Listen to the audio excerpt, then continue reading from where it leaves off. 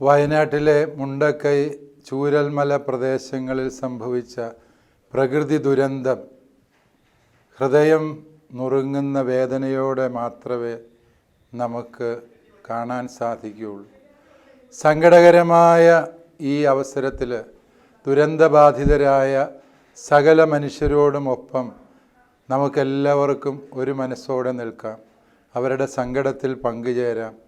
ഉറ്റവരെയും ഉടയവരെയും നഷ്ടപ്പെട്ടവർ, കാണാതായവരെ പ്രതി ആശങ്കപ്പെടുന്നവർ, ആയുസ്സിൻ്റെ അധ്വാനം അത്രയും ഒരു നിമിഷം കൊണ്ട് ഇല്ലാതായതിൻ്റെ ഭീകര യാഥാർത്ഥ്യത്തെ അഭിമുഖീകരിക്കുന്നവർ, എല്ലാവരെയും നമുക്ക് ഹൃദയത്തോട് ചേർത്ത് നിർത്താം.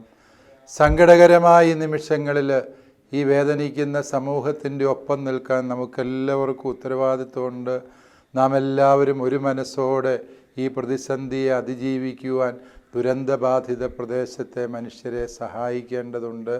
തലശ്ശേരി അതിരൂപതയുടെ ജീവകാരുണ്യ പ്രവർത്തനങ്ങൾ അത്രയും ഈ ഒരു ദുരന്തബാധിതരെ സഹായിക്കുന്നതിന് വേണ്ടി സർക്കാരിന് വാഗ്ദാനം ചെയ്യുകയാണ്.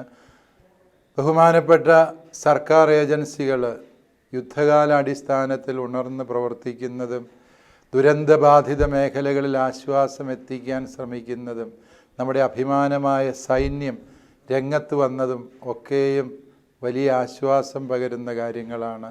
തീർച്ചയായും അവരുടെ പ്രവർത്തനങ്ങളോട് നാടൊന്നാകെ ഒരു മനസ്സോടെ ഒരു ഹൃദയത്തോടെ ഒന്നുചേരുമ്പോൾ ഈ പ്രതിസന്ധിയുടെ നാളുകളെ അതിജീവിക്കാൻ നമുക്ക് സാധിക്കും. ഈ പ്രദേശത്ത് ദുരിതത്തിൻ്റെ കാണാക്കയത്തിൽ പെട്ടുപോയ എല്ലാവരുടെയും ജീവിതത്തെ തിരികെ പിടിക്കുവാൻ നമുക്കൊരു മനസ്സോടെ പ്രവർത്തിക്കാം. എല്ലാവരെയും സർവശക്തനായ ദൈവം അനുഗ്രഹിക്കട്ടെ.